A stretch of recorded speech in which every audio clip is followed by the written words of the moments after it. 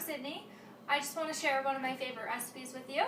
It's just a simple apple crisp, and it doesn't take that long to make. So what I started with, I took 4 apples, Granny Smith, and I peeled them and I chopped them up into small slices. So I did that, and I'm going to put those to the side for a minute. I'm going to start with making the crumble that goes on top. I took 1/3 of a cup of butter, melted it a little bit just so it's soft, and then I added some brown sugar, about probably 2 tablespoons. I kind of eyeball it, and then I used 1/2 a cup of quick oats, and I also put in a couple tablespoons of chopped walnuts. So you can't really tell, but I just stick them in here, and I mushed it all up so it's kind of crumbled. So we're going to stick that on the side for now. Back to the apples. We're going to put, I'm just going to steal my fork. We're going to start with about 1/3 of a cup of brown sugar. Just mix that in there, put it on top. I'm going to start with about 1 tablespoon of flour. It's really eyeballing with this recipe at first, just because of the apples. It's hard to tell how big your apples are and how many cups you have. So I'm going to start with about 1 tablespoon of flour. And I have some cinnamon and nutmeg measured out, about 1/3 of a teaspoon of each. Just going to toss that in there. So, and then you just mix it all around.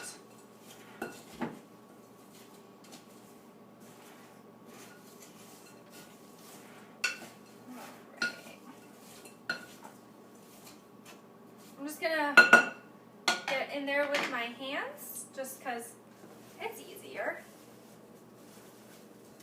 You're able to make sure all the apples are coated nicely, better than with a spoon. And before I started, I set my oven to 400 degrees. So that is preheated for me and ready to go. So it looks like my apples are nicely coated.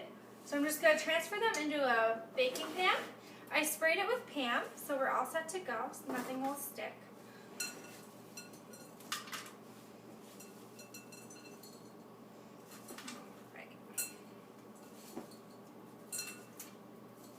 And then it looks like there's a little bit more sugar than flour, so I'm just going to top it with a little bit more flour. It helps absorb some of the water from the apples. Let me just wash off my hands really quick.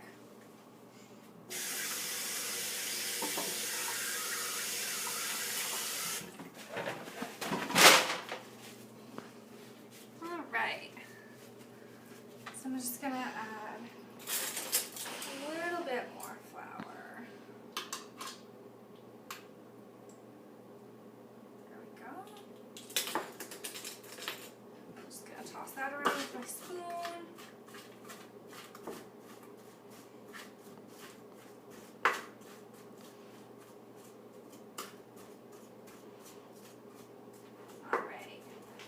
Make sure they're all even. Okay, so now with the crisp.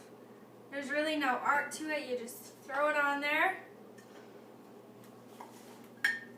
Again, it's so much easier to do with your hands. So I just make sure it's all crumbled about. And you can control how much of the topping you want. I know my favorite part is the apples. Some people really like the crisp, so you can definitely make more of the crisp, and so that it's completely covered, but I just like having the little bits of it all over the top. Alright. Also, if you want to add anything else to this recipe, it's really good if you mix in some walnuts in with the apples, or you can even mix blueberries in with the apples, and it tastes really good, a really refreshing dessert. Just going to wash my hands off one more time. Okay, and then we're just about ready to put it in the oven.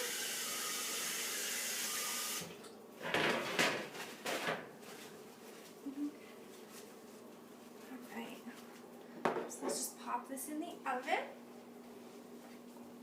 It's going to bake for probably 25 to 30 minutes, depending on how many apples you put in your recipe.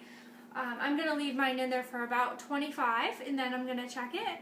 When it comes out, I'm going to let it cool down a little bit, but I like to serve it warm. Then I'm going to top it with some vanilla ice cream, and then ready to enjoy. I hope you guys try my recipe, and I hope it comes out great. Thanks.